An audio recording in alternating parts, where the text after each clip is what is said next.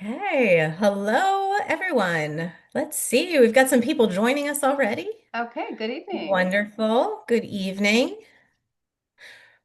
We're going to give a couple minutes here for everyone to join us.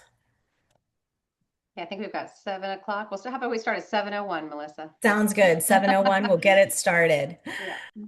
I know it Great. is a busy time of year. So for those of you that are It already is. here, we so appreciate you popping on Yes. to talk about advocacy and dyslexia. Yep. All right. Great. And if you want to put in the chat where you're joining us from, we're always curious where Yes. what your role is in the dyslexia community, where you're joining in from. Let us know who you are. We want to make sure that we are serving your needs. All right, so I've got 7:01, so I'm going to go ahead and kick us off if that's okay with you, Melissa. Fantastic. Sounds good. All right. Well, thank you, as we said, everyone, for joining us tonight, especially so close to the winter break in many school districts. We're in the throes of the holiday season, and we really appreciate that you're choosing to spend tonight with us. Tonight's presentation has two parts. We're going to start by kind of walking you through what we believe are five simple, powerful advocacy steps to help prepare you to advocate more effectively for your child. And then we are going to open the floor up for questions, which is one of our favorite parts of the whole evening. So if you do think of a question during the presentation, please, at the bottom of your screen, there should be a Q&A box. So please put your question in there. It allows you to submit it anonymously. And that is important since we are recording tonight's presentation. And then as we move towards the end, we will be happy to answer questions. And there, you can always add more questions in as you think of them. All right, let me just going over here. Okay, so just so you know who we are and why we care so much about dyslexia, whoopsie do, hang on, ladies. Technical difficulties. Okay. I'm Lorraine Hightower. I'm the owner and founder of our practice here based out of Northern Virginia. And I am passionate about dyslexia. I'm a certified dyslexia advocate. Our practice has been in business. I think we're in our 10th school year. And I've been helping hundreds and hundreds of families advocate for children who have dyslexia. And our mission is really helping parents understand their child's needs, navigate through the very complex special education process, and we help families secure the services, supports, and accommodations that truly do make a difference when you are in the public school system. And this work is deeply personal to me. You can see a picture of my son here. I think this is when he was in high school, but I have lived and walked and gone through this journey as a parent. I know personally how it feels to be told your child has a learning disability. I've been overwhelmed in meetings, hoping someone would really help me understand the data, make informed decisions, actually just listen to me as a mom who was afraid for my son's future. And I also know firsthand the transformation that is possible, that happens when parents are well informed, understand what they should be advocating for, and are confident and can get that through their local school system. So as you can see here, this is my son, Jonathan. He is my why for this work. He just turned 21, and we're excited about that. So, And I'm Melissa Minnick, and I have worked with Lorraine for about 6 years now. And I have become a certified dyslexia advocate as well. But I started off as a teacher. I was a teacher for 20 years, and I have seen firsthand what happens to students with disabilities, like dyslexia, when they're not provided the remediation and the support they require. I've watched children struggle to learn to read because we, as educators, were not using evidence-based practices that were proven to be effective. And that experience has left me driven to support families of students with dyslexia so they can get appropriate support from their school. yep. Yeah. So while Lorraine and I come to this work from different backgrounds, we share a passion for helping the 1 in 5 children with dyslexia, like this sweet little boy right here, to receive the services and support they need to learn and thrive in school. Yeah, and that, as I said, we're honored that we've helped hundreds and hundreds of family, primarily in our home state of Virginia, but some out of state as well.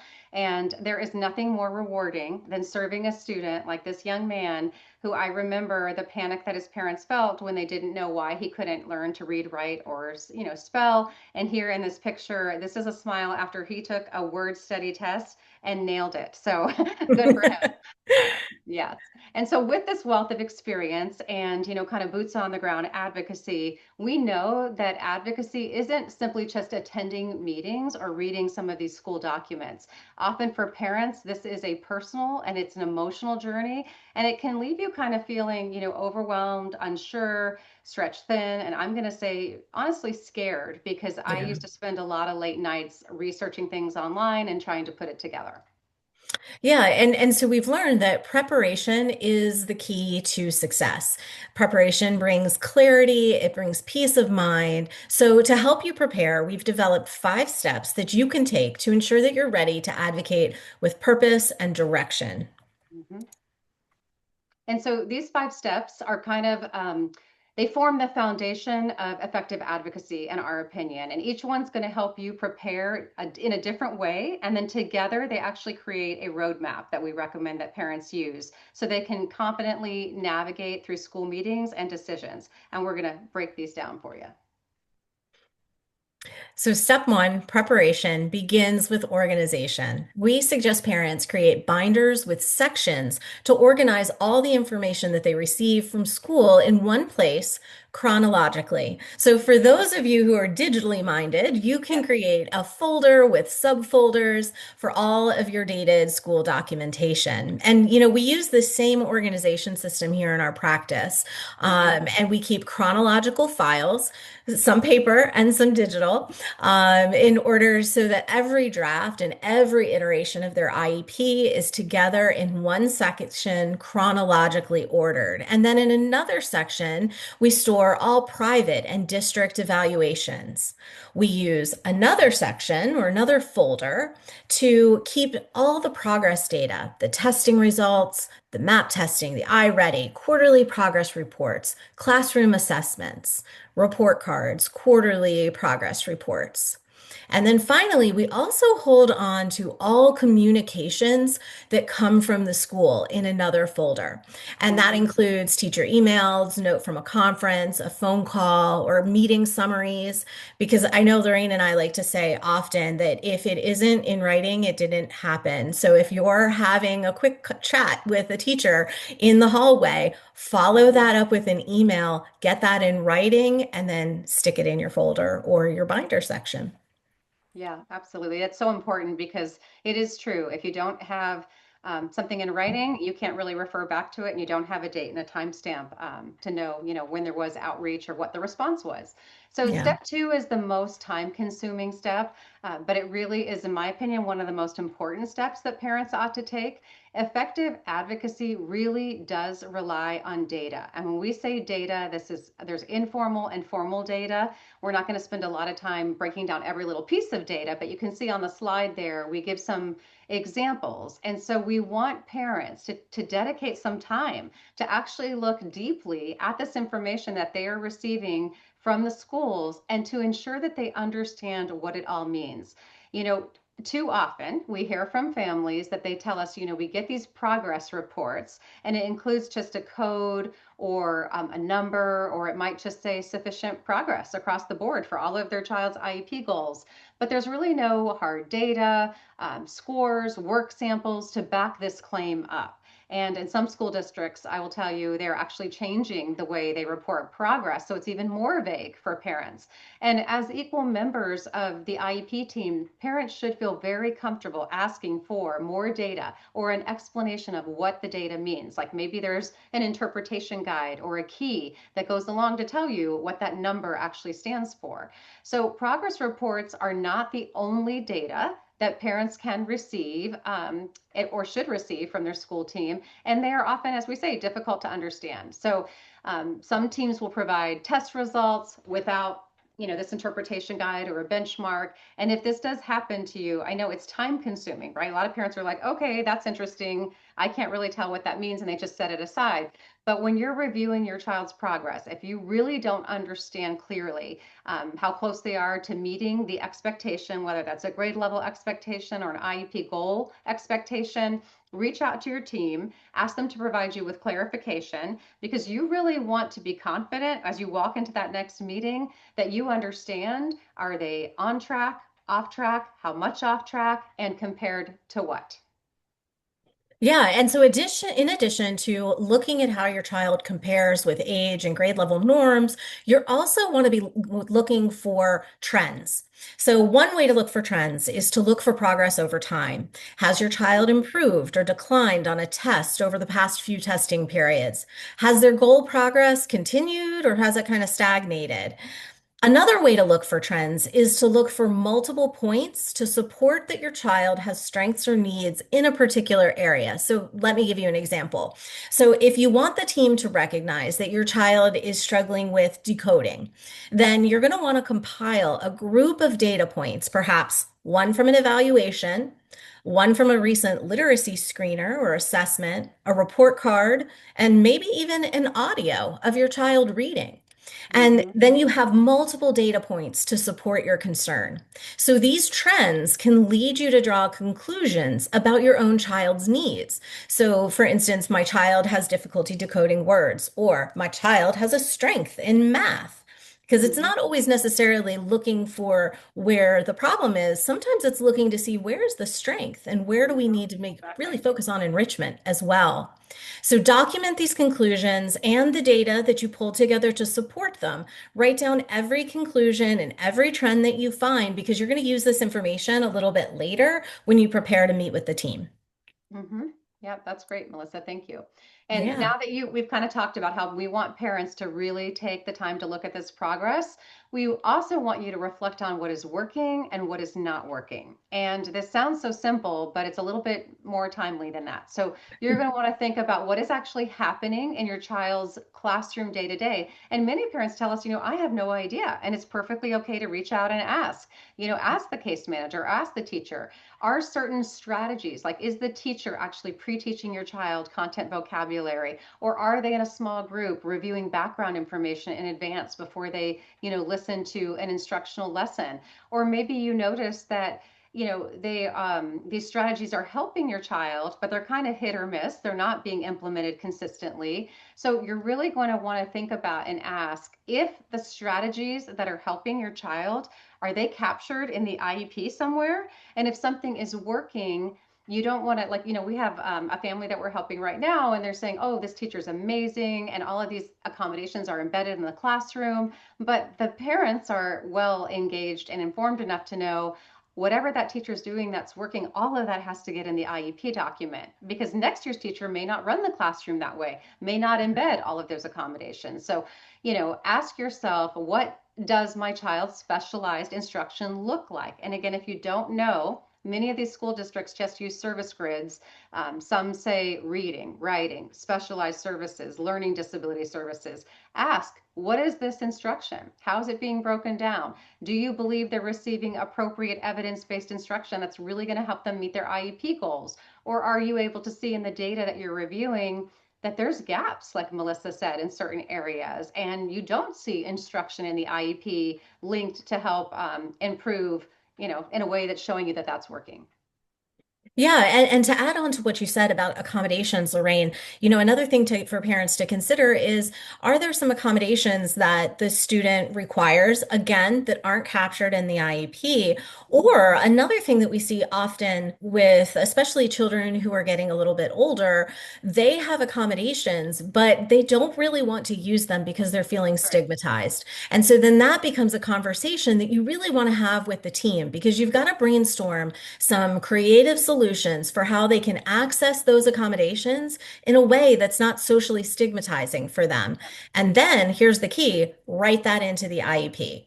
Because like Exactly. Lorraine said, even if, one classroom is like, oh, everybody has these accommodations, it's fine, and it's not socially stigmatizing, it may be in another classroom. So we want to make sure that it's documented.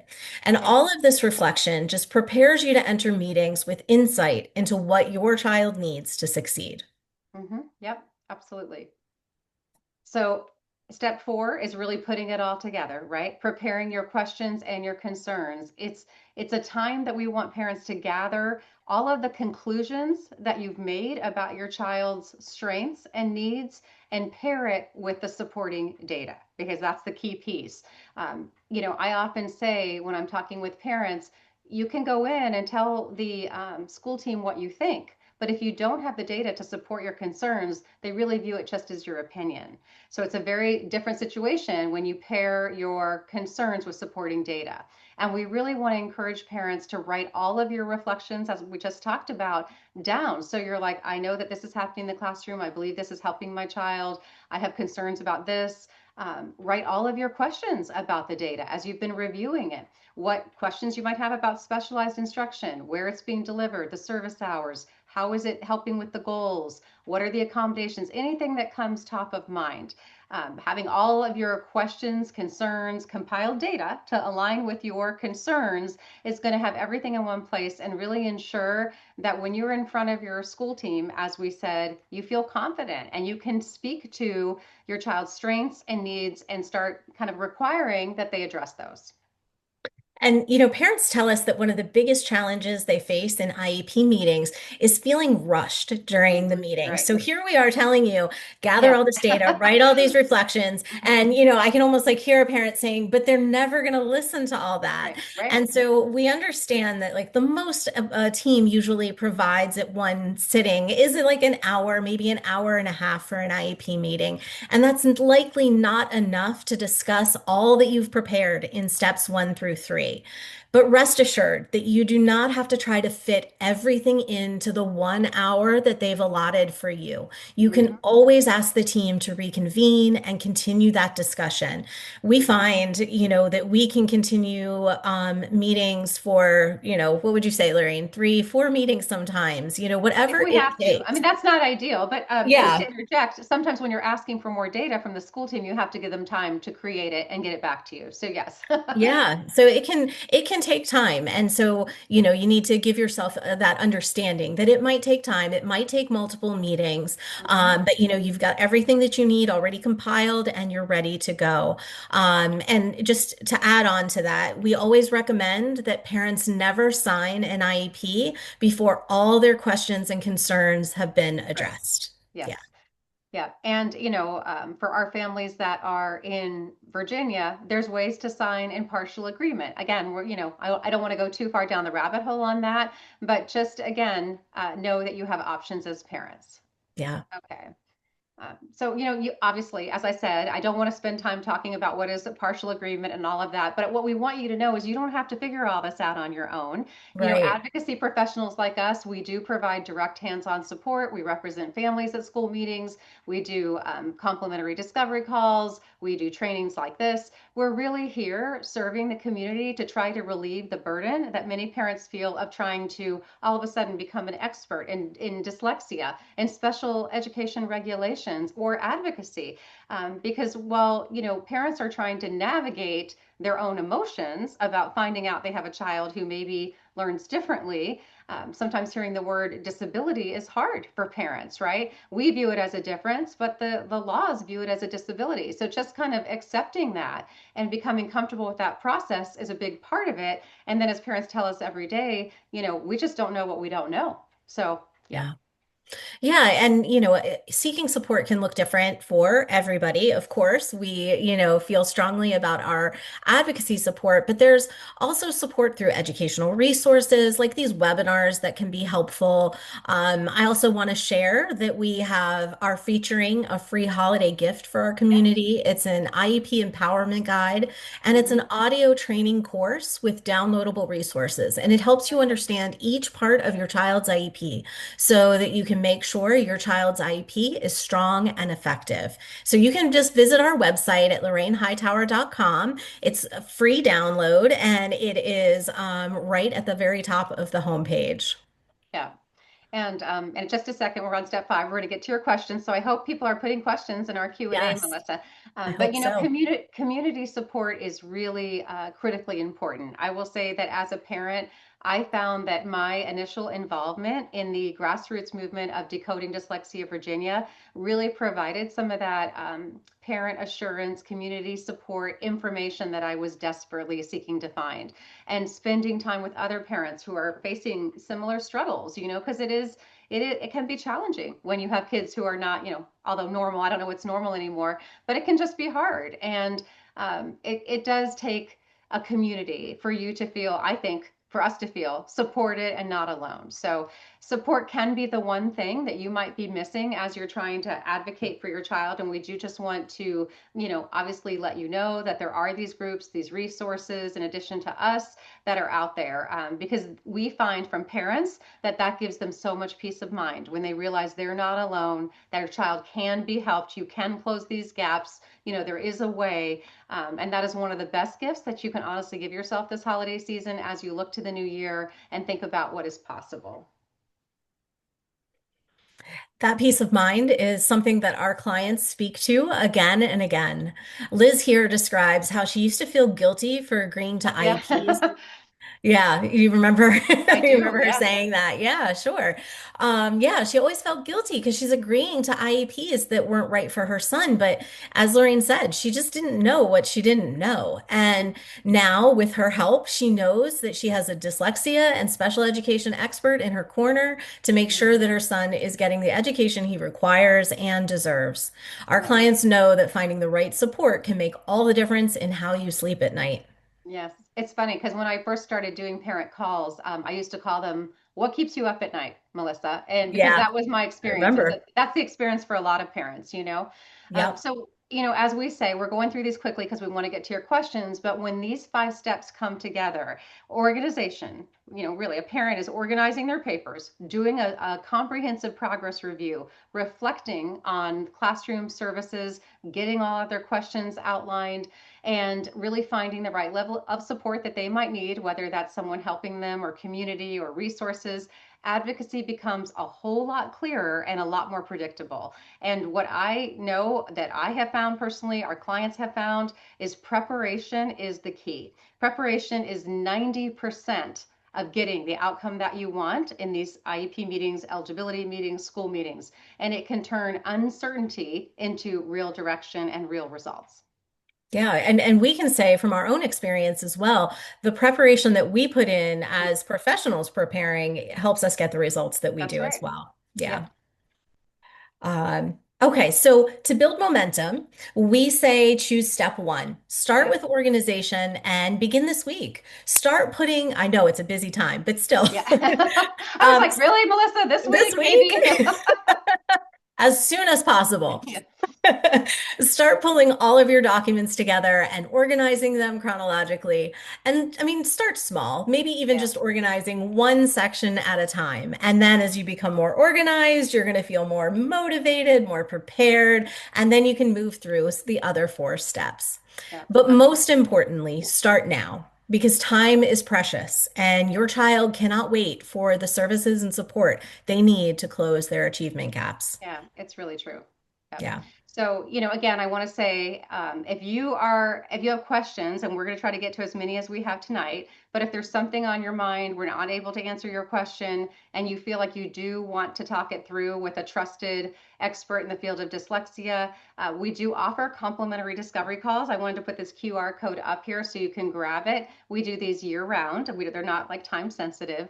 So we love to help transform the lives of kids who have dyslexia, and even more, we love to give parents the answer that they can trust. So parents tell us, that a quick discovery call was just so helpful to find out, should I do this or do this, or how could you guys help me with that? And we know that when students get the help that they need, their confidence soars, their self-esteem is preserved, and these achievement gaps actually start to close. And when a child is living that kind of an experience, that really brings peace and calm, and I would just say restores harmony kind of in the home, because you're not always having homework with tears or school avoidance and refusal. So if that would be helpful to you, you can grab that code there. You can do a discovery call in January if you want, or February. We would Yeah. love to learn more about you, what brought you here, what your pain point is, what your challenge is, and if we can help you, we're happy to do that too. So we are going to move to my favorite part of the night, where we get to talk about your questions. And I honestly cannot tell you how much I really enjoy just interacting with parents.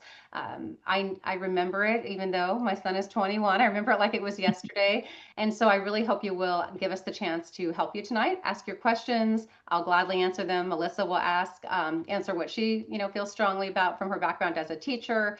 And I think, Yeah. Melissa, you told me beforehand you have some questions that were sent in ahead of time. I So if we do. have Yeah. time, I'll be happy. we'll tackle those too. Yeah, definitely. And even if you don't have a question right now, we would still love to hear from you. If you just want to Yeah. put something in the chat that just tells us, are you coming? Are you joining us as a parent? Are you joining us as a professional? Are you, what are you looking for? Yeah. Because we're here to meet your needs. So even if it's not a specific advocacy question, you can talk to us in the Q&A. Talk, if you want to keep it anonymous, you can talk in the chat as well. Yep, absolutely. Okay. All right. So great. Let's start off with our first question. The question is, Lorraine, do you work with students who have other learning disabilities or just dyslexia? It's difficult as an advocate to be knowledgeable in more than one area and bring all the ammo to these eligibility IEP meetings.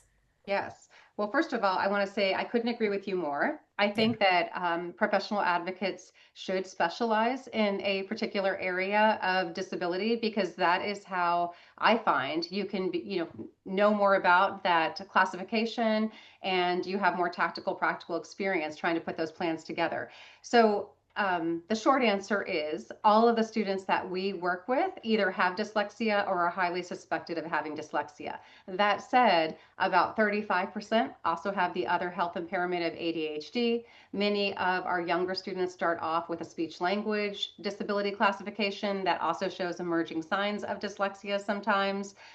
We've had many of our families, the kids have dyscalculia or dysgraphia.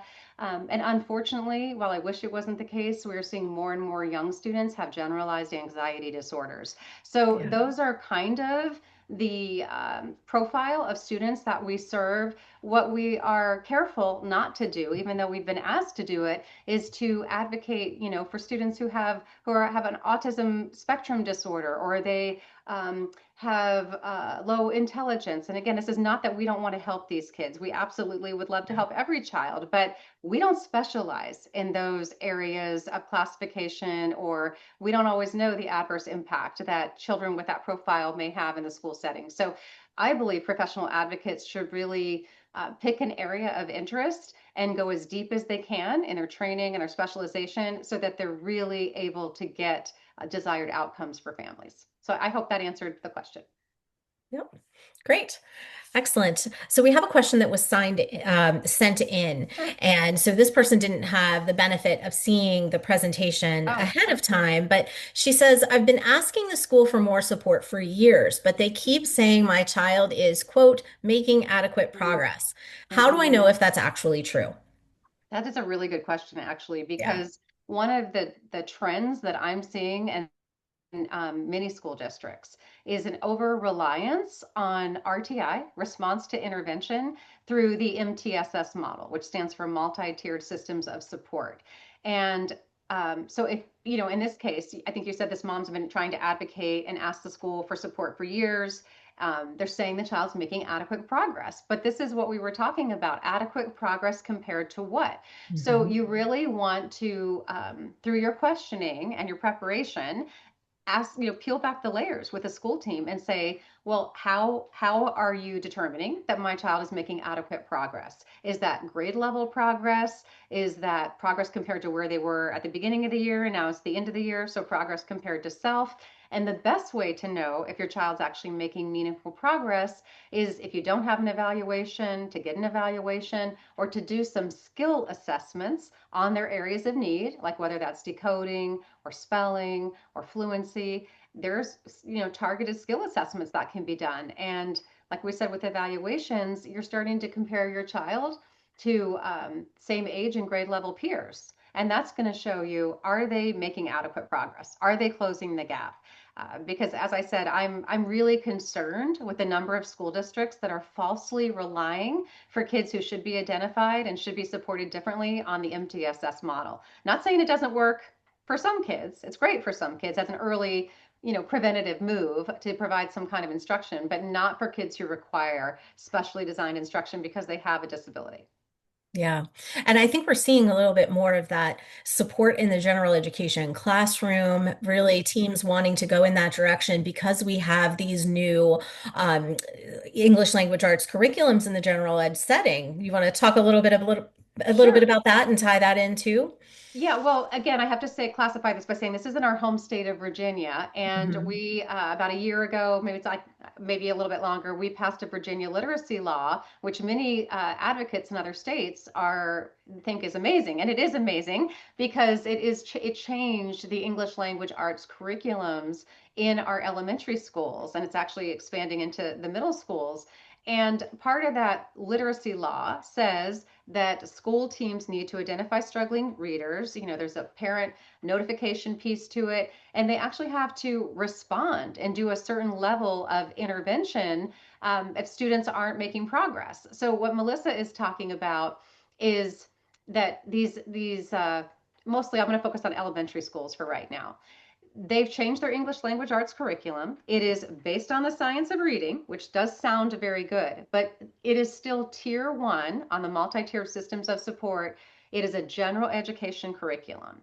So if you have a child in that classroom who has a disability and they need specially designed instruction, they're not going to be able to necessarily, well, they can't actually, they can't get it in a tier one gen ed curriculum. So what Yeah. we see happening with a lot of school teams is they're really discouraging parents from getting their child more targeted, sometimes pull out specially designed instruction to meet their needs because they're saying, oh, we have this great English language arts curriculum. We want your child to be exposed to this curriculum. And it's getting really messy. The lines are getting really crossed on when should a child who has significant needs because of their dyslexia, when should they be? Because it does make sense part of the time for them to be in the gen ed classroom, and when should they be in a specially designed instructional group that's using maybe an Orton Gillingham approach to help remediate some of their needs. So I Yeah. don't know if that's the direction you wanted me to go in, Melissa. I'm happy to talk Yeah, that was more that about was it. where I was trying to lead you. Yeah. And as a former teacher, I mean, I think it's fantastic for our general ed Yeah, population. This right, it is, is. I have seen years of teaching children how to read by guessing, and Yes, this is a step in the right direction. But it what is. the unexpected consequence for students with special education needs is that they're not always getting their needs met No, in this and I field. will, Yeah. not to interrupt you, but I have No, to go add on right because ahead. I get very passionate about this. The Exactly. problem is not only are they not getting their needs met, but parents are being told that would actually be harmful to remove them from their general education Mm, setting. And actually, nothing could be further from the truth because what I think is harmful is to leave a child in a gen ed setting where you are doing explicit phonics and high frequency sight words and you are doing comprehension work, and it's coming at you literally like a fire hose, and you're just going under. Because when we start talking to school teams, when we have these scenarios of we're trying to help get kids eligibility and get them the services they need, and I meet with the school teams and I'm talking with the general education team, and I start asking, how are these kids doing in that environment? Because yeah. they'll say, oh, they have to be exposed to the core curriculum, which I do appreciate. And I say, well, how are they doing on those unit assessments with that core curriculum? And you know the answer, Melissa. It's Hmm. like 0 out of 4 on mastery tracks, 1 out of 4, maybe 2 out of 3, and or 2 out of 5. Actually, it's usually not Yeah, great. And then it's I not say, great. well, is this beneficial for this child to be in this environment, or are we going to get a better return on our investment if they're either in a small leveled group in the back of the classroom or in a specially designed instructional setting where we're now slowing Mm. down that explicit phonics and starting with basic phonemic skills. Now we're moving into decoding by syllable type and spelling. Again, Oh, you're getting I me think we fired could go up. on all night, Lorraine. I think we could, because that is reminding me of what we learned at the International Dyslexia Association conference with Dr. Fuchs' research Hmm. about inclusion. So, Yes. you want to speak on that a little bit as No, you well? go ahead, Melissa. I mean, you know about this as a teacher, and unless you want me Well, to, I mean, I mean, it was just fascinating yeah, to hear that, after collecting research for so many years, he found that, if you really want children to make academic gains, placing them in the general education classroom is not the best bet. And right, that what we absolutely. really need to focus on instead of the where of where our children learn is the how. So it's Yes, just like what Lorraine was just saying. If they are served better in a small group environment, environment with, the specialized instruction, then that needs to be the driver of the decision, not simply are they placed in the general education classroom for a least restrictive environment. Really Yeah. needs to be based on the how they learn.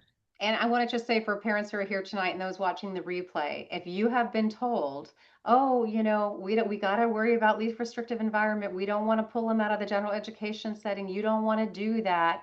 Please hear me when we say, do a discovery call with us, hear both Yeah. sides of the story, because unfortunately, we know what happens years later when these kids are quietly suffering in these gen ed classrooms and they're not getting their needs met. And now a whole Yeah. year has gone by. So I won't go on and on. I don't know if we have any more Yes, I know. We have questions, another but question. yes. And Okay. this looks like a two-part question. So I'm going Okay. to take this one part at a Good. time. So Okay. I have come to the IEP meeting, and the goals which the team has written are not SMART goals. I've written Mm, new goals, but the team doesn't want to budge. How do mm, you get the goals you want? Or I'm going to give you the whole thing, and then we can do it piece sure. by I'm piece. taking notes. Yes, go ahead. Okay. Or they try and wrap three goals into one. Is there one piece? Is there a piece I am not understanding on their end? Why do Mm, they only want to have 2 to 3 goals when there are 5 to okay. 6 areas of concern? This is such a great question, So and I want good. to I want to go through all of it because there's so much in there. So I need Yes. you to give it back to me in chunks, In Melissa. pieces. Okay. Because like whoever this parent is, I love your questions, and you are thinking exactly the way that you should be thinking. So, or if you're an Okay. advocate, you're thinking exactly the way that you should be. So go ahead, Melissa, with your first Exactly. question.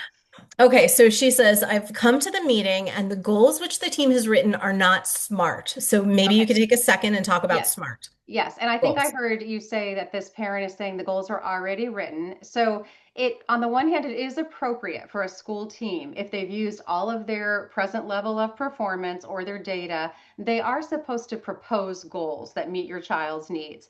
But at the same time, parents are equal members of their child's IEP team. So if you don't agree with the goals, don't like the goals, believe there should be other goals, we really want you to hear us say, it's your prerogative to propose that or to object to certain goals. SMART goals are specific, measurable, attainable, realistic, and time bound. And I always say, and they should be tailored to the child because the I stands for individualized in IEP, right? So if the team is not writing a SMART goal and this individual sounds very well informed, I would simply say that to them. Thank you so much for proposing these goals. My observation is that they are not SMART goals. And in order for them to be effective for my child, I really do want them to be specific, measurable, attainable, realistic, and time bound. And then if they're like, well, we don't understand what you mean, you can start saying, well, how do we know that this goal is realistic and attainable? What data did the school team use to write this goal? What is my students' baseline? Where do we want them to go? Rate of progress, all of that. I know there's a lot to that question. So Yeah. we use SMART goals too, and everybody Hmm. really should. Otherwise, what is the goal? What is the goal for? I mean, is it just like an idea that maybe this will happen? I don't know. What was the next piece of that question? How do you get the goals that you want? And I think you spoke to that because Mm, it's asking the right questions yep. and yeah, and asking them Well, specifically about how they're smart. I want to say one other thing though about getting the Hmm. goals you want. Sometimes we have to caution parents that we can have a lot of wants. And Hmm. as parents, I know I felt this way about my own child, and many parents, you want your child to reach their fullest potential. But school districts, and this is hard to hear, but it is the truth, school districts do not have to ensure that your child reaches their full potential. They have to ensure equal access to the curriculum and that they can make meaningful progress in light of their cognitive abilities. So when we say, how do you get the goals that you want? Well, hopefully the goals you want are based on what your child's needs are, right? And the needs, as we talked about tonight in our steps, our 5 steps, the needs should be informed by data. That might be evaluation data, informal data, you know, um, observation, but there should be some measure of data that informs why are you asking for this goal? Why do you want it? Why is it important to you? And as I think you talked about, Melissa, having a couple of different bullet points, three little pieces Hmm. of data that you can say, hey, this goal is important to me because when I hear my child reading, they're skipping words, they're substituting words, they're not a fluent reader. This evaluation shows that they're in the fifth percentile, so I know they're not able to access the curriculum. When we read to our child, they're super engaged, but They never want to read at any other point. Just or look at this vow screener that came in or this literacy screener, and it shows that they're way behind in these three areas. That's just three quick reading points that say, I want reading goals for my child, and here's why I want them. Here's why this is important to me. Yeah. And as you're talking, it just brings me back to our free resource that's available because it is the IEP Empowerment Guide, and we have a whole section, an entire Mm-hmm. training on goals, Mm-hmm. as well as a breakdown of SMART and all of that. We also break down the plop, and all the other parts of the IEP. So Yep. if you're really interested in diving a little bit deeper here than what Yep. we can cover tonight, highly recommend you visit our website, lorrainehightower.com, and Mm-hmm. grab that resource. It's free until the end of December. So Yeah. I have to put that I in know there. it's great and it's free. But I want to also talk about, I know that person asked Oh, about I've three got goals in more. one. Yeah, I'm going to go over Yeah, the okay. rest of it. There's so Yep. much in there that I can't wait to There talk about is, I know, it. I know, but I got to get that in there because I really think this person could benefit from Yeah, that. absolutely. Okay, so she also mentions how they try to wrap three goals into one. Yeah. Is there a piece that I'm not understanding on their end? Why do they only want two to three goals when there's 5 to 6 areas of concern? So this is a very, very common problem. First of all, I think sometimes school teams feel overwhelmed when there's multiple goals, or they're hesitant because they know they're going to have to report on all of these goals. They have to keep track of, collect progress, let you know how your child's doing on all of these goals. However, obviously, we don't agree with that approach. We believe that however many needs there are, there should be goals, services, accommodations that align with those needs. But we see this all the time. I'll give you an example, like especially in the area of writing. I can't tell you how many times I'll see a writing goal that includes every part of the writing process, brainstorming your ideas, composing, language elaboration, and editing. It's all in one humongous, beefy annual goal. Mhm. But the child's baseline performance, their starting point, are often very different for the components of that goal. So they might have great ideas. They may even be able to get some of their ideas out on a graphic organizer. But then the breakdown happens on the composition or the language elaboration and the details, or the transitions, or maybe it's the mechanics, the editing, the punctuation, or maybe it's, 2 out of 3 areas. So I will say that to school teams. I'll say we have three different skills, three different needs in this one goal. School, first of all, it's going to make it very hard to know how the child's actually making meaningful progress towards each of these different skills. And it's also going to be really a burden on the school team to progress monitor to this. So usually, if I come at it from that approach, that kind of sheds the light that, yeah, we do have a lot in this goal. Maybe we should break it down. And if the team is really still kind of resistant to a request to have three different goals for writing, I will often sometimes compromise initially and say, okay, let's put two of these skills on one goal and let's add some short-term objectives. So we've got scaffolded objectives under a beefy annual goal. But that's not my preference. My preference is every need should have its own goal. So I hope that, I don't know if you want to add anything onto that, Melissa, but hopefully that was helpful. No, that's great. That's what I would say too. Oh, can I say So one other thing about that though? Because another absolutely. another point that parents tell us when they try to get short-term objectives or benchmarks for their child is in many states they will say, "Oh, we don't have to do that," because often that is required for a certain classification of a student. Often students who have an intellectual disability or on like an alternate path of assessment.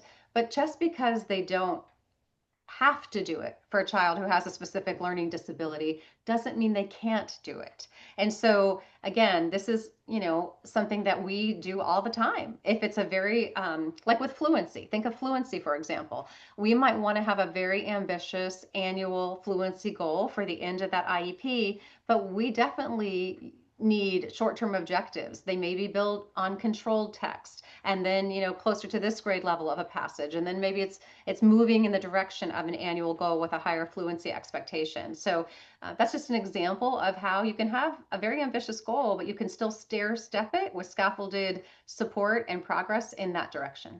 Yep, there's a couple ways to use objectives. Yes, That's a very absolutely. good point. Okay, so the same parent is following up with a question. So based Okay, on sure. what you're saying, Yes. what is the wording that you can use to get the specialized instruction the specialized instruction program, and where in the IEP can that program be noted? Okay. So what is the wording that you use? So it isn't, can you ask this parent, are we talking about a child with dyslexia? Because I just want to make sure if they can respond that we're Yeah, on. let's see if she does. Okay. And she also asks a follow-up. So if we don't agree on what is Mhm. in the IEP, is there a time frame for the team to reconvene to get it all done? Okay. All right. I tried So to write while all we that down. wait for her to answer, Yeah, maybe you well, can I'm just answer going to that. start talking about it. You can let me know as the answer comes in, right? So I think Okay. I heard her say where or what is the wording you use to get the specialized instructional program? Yeah. So, specially designed instruction, just by definition, means a school team is changing the content, the delivery, or the methodology being used to meet that child's unique needs. So, many parents want a child who has dyslexia to get Orton Gillingham um, methodology. Some parents think Orton Gillingham is a program, but it's not a program, it's a methodology. So there's a lot of packaged programs in the school districts using an Orton Gillingham approach or an Orton Gillingham methodology. So the way that you actually get that is to ask the school team, once you've gone through and determined what are your child's needs and you've got all the goals that are going to address those needs, then you talk about specially designed instruction and you ask, given my child's needs, given these goals, what is the specially designed instruction that the district is proposing? And you listen to what they say, right? And then you ask them, how is this specially designed instruction? How are you changing the content, the delivery, and what is the methodology of this instruction that's going to meet my child's needs? Now, if we're talking about a child with dyslexia, the content can't be that core one English language arts curriculum, right? And if we're talking about the delivery, it probably can't be in the general education class with a special education teacher coming by the desk and having a quick writing conference that goes something like, how are you doing? I'm good. Okay, great. Keep at it. And that counts as specially designed instruction in a team taught class. It doesn't. So it's got to be changing the content, the delivery, the methodology for kids with dyslexia means you should be using an Orton Gillingham approach, right? So And reading she does. strategies might be great, but not if they're diagnosed with dyslexia. Yes, Melissa. I just wanted to say, confirm this parent does have a Okay, child yeah, with yeah, yeah. dyslexia. So I hope this is helpful, what I'm saying about this. Yeah. It's I don't want to sound like everything that I do is based on strategy because it's not, but it's based on this sequence that we were teaching you tonight, these 5 steps, because just kind of coming out there and saying, I want this specially designed instruction, school teams are, it reasonably so. I mean, again, they're going to be like, well, why? What do you want that for? What is that based on?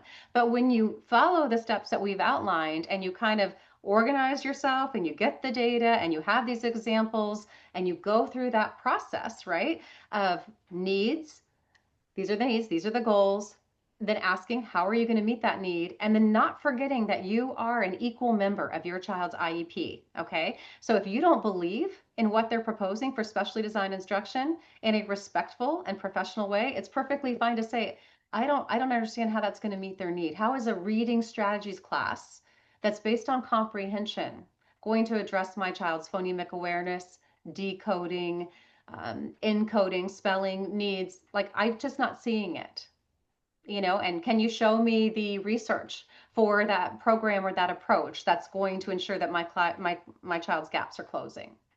And show me the data that shows that you've used this for children who have a Exactly. similar profile to my child, and so that I can understand and really feel reassured that this program works. Yes, and that's such a good point, Melissa, because we were actually in very intense negotiations, I'm going to call them, with Hmm. a school district that believed that their reading approach would be helpful for this child. And once we asked them to show us redacted data from that school district that that curriculum was going to work for a student who had severe and profound dyslexia, and all these other, underlying processing challenges and what have you, they couldn't come up with the data. They just couldn't. So then they were willing to pivot and do something that we had evidence and peer reviewed research to show it will meet the needs of that individual. Yeah. Did we get to all of those great points in the question? I don't know. Um, there was one more question. It was, is there a time frame for the team to Oh, time frame. reconvene? Yeah. Yes. So there's different time frames in every state, right?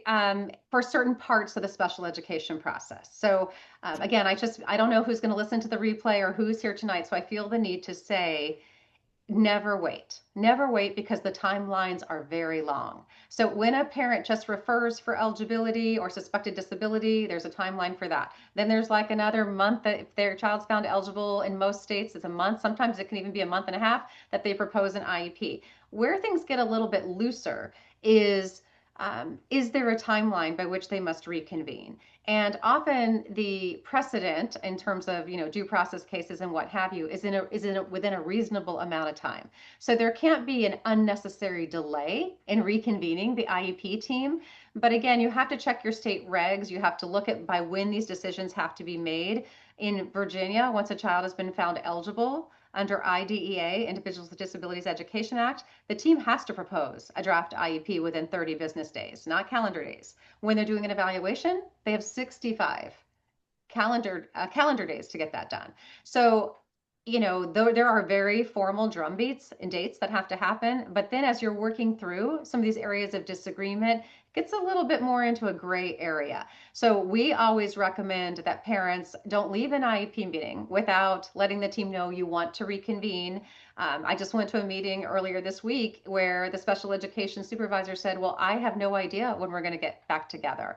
And I said, well, we need to get together without an unnecessary delay. So we're asking for that to be, before we're reconvening in January. So I said, before the third week in January. Is that reasonable? And, just pressing and not in a rude way, but a clarity way. We need to know. We need to keep this process going. Will you all be able to get these assessments done by then? Will you, special education supervisor, be able to commit to a date before the third week in January? And they said yes. So we don't have the exact date, but we've got that in the prior written notice that the family asked to convene, and we are getting back together before that third week in January. So it is a little bit of an ebb and flow process on some of these things. And then there's also very defined dates on certain points throughout the special education process. Okay, thank you. So we've got one more question Okay, from good. someone who sent it ahead of time. Sure. So this person says, I'm trying so hard to advocate, but I feel like the Mm, school sees me as difficult. mm, How do I stand my ground without damaging the relationship with the team? That's a really good question too, because as Yeah. I said when we were talking earlier, it's really hard to advocate for your own child without emotions getting in the way, or feeling like sometimes things that are said in the meeting are directed at you personally. We teach and talk a lot about an advocacy mindset. I know you know this, Melissa. Uh, and one of the ways that we encourage parents, and again, we could go down the rabbit hole of what that really means, but the key point of having an advocacy mindset is using the data to do the talking for you. And what I mean by that is if you imagine, being a parent and you're highly charged because you're concerned about your child and maybe they are having really rough behaviors at home because school is really hard. And so this is emotional for you and it does feel personal. But what I share with parents is you can go in and you can vent to the school team and you can tell them all the reasons why you don't agree with what they're doing or what have you, and they will listen, obviously.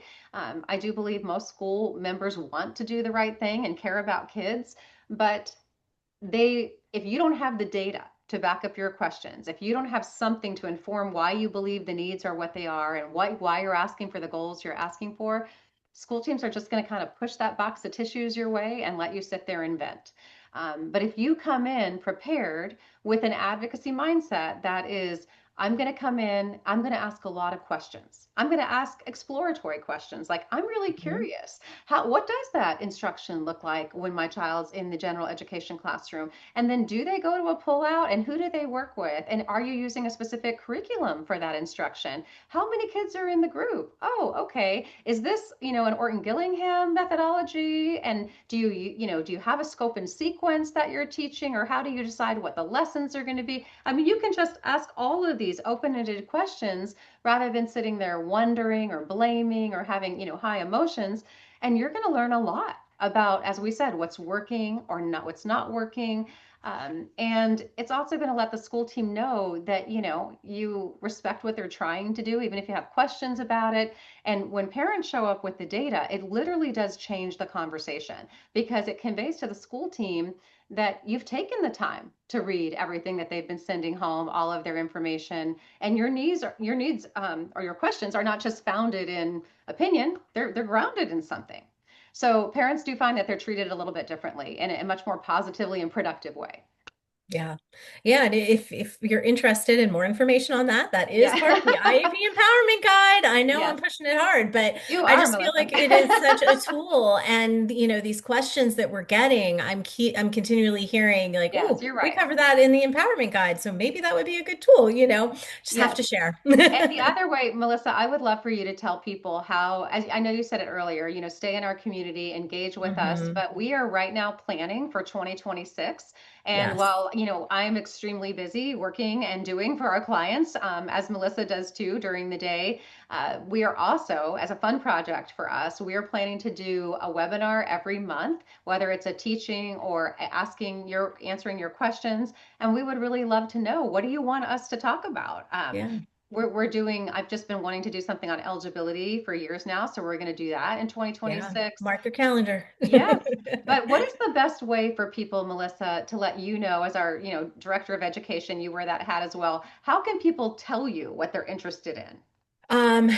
I think probably a great way to reach out to me directly is through email, melissa@lorrainehightower.com. It's super Okay. simple to remember. Yes.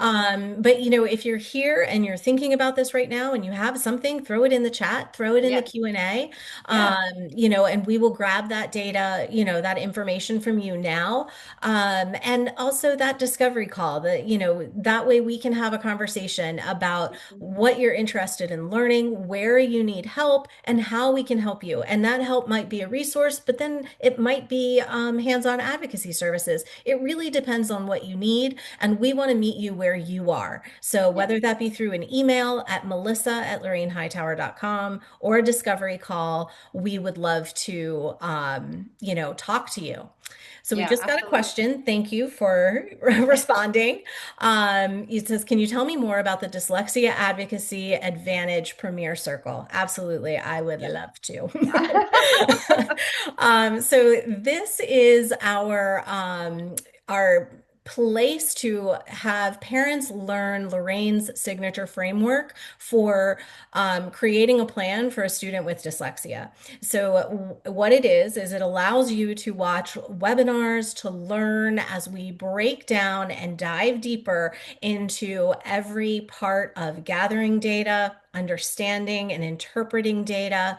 It Mhm. allows us to get into goals, services, accommodations, progress monitoring at a really All deep of it. level, all of it. And And there's and activities, Melissa, too. I Oh, love the oh, I'm activities. getting to it. I get excited about the action plan. So the best part of this program is not only are you getting the information, but you're applying the information that you learn to your own child. So Mhm. every week you get a chunk of information, and then you take what you learned and you go through an activity within your action plan to apply it to your own child. So when it's time to interpret data, we give you all the structure, the layout of how we would interpret data, and you get to do that with your child, along with a live call with me where we can go through the process together. You can ask all the questions that you have, and we can help you get that action plan together. I think our Premier Circle also includes two credits to get a Yes. one-on-one call to get your action plan reviewed with a professional advocate. We'll meet with you and we'll just make sure that things are going on track. And when your Yes. action plan is done, you have a clear plan for every step of the process of Lorraine's framework, which is understanding dyslexia and how Mhm. dyslexia affects your child, gathering information, interpreting that information about your child, drawing those conclusions like we talked about tonight, Mhm. then writing goals, services, accommodations, and progress monitoring. It's all Mhm. done in one packet, Yes. and you can use that year after year so that you're always ready to I, advocate from a place of knowledge for your child. I was going to say, Melissa, why don't you share what we just heard from one of our participants? I don't know how long ago she was in our Oh, Dyslexia Advocacy Advantage, but she reached out and shared how she's still using that process. Yes, yes. I mean, this was one of our very first students in DAA. That's what we call Dyslexia Advocacy Advantage for short. We just call it DAA. But she was our very first participant, and that was back in 2021. And I wish I had her quote right here in front of me, but I don't. But she shared with me how wonderful it was because she's used what she learned every year since, and she's Mhm. even thinking about becoming a professional advocate Oh, I or love that. helping parents on the side because it has been so helpful for her. So Yeah. we are super excited about this program. It's going to run again in March, and I just can't wait to get with you guys and really help you learn this really important framework and apply it to your own child. Yeah. And again, if you want us to follow up with you on that, because it is a very hectic time of year, just, reach out to Melissa at LorraineHightower.com, or put something in the chat, DAA or me or whatever, and we will follow up with you. Yeah. But we hope, I know it's getting close to 8 o'clock here. We just want to thank you for joining us tonight, for asking these amazing questions that gave us a lot to talk about. We hope this was helpful and that it served you and your family in some way. And we look forward, to seeing everybody hopefully in one way or another in the new year. So anything you want to Great. add on to that, Melissa? No, I just want to say that the parent has shared thank you so much with a big capital SO, and it is our absolute pleasure. This is one of our favorite things that we get to Yes, do. it is. So Yeah. thank you for participating tonight, and I wish everybody a happy holiday season. All right. Take care, everyone. Stay safe and Bye-bye. healthy. We hope to see you Thanks. in 2026. All right. Bye bye. Bye-bye.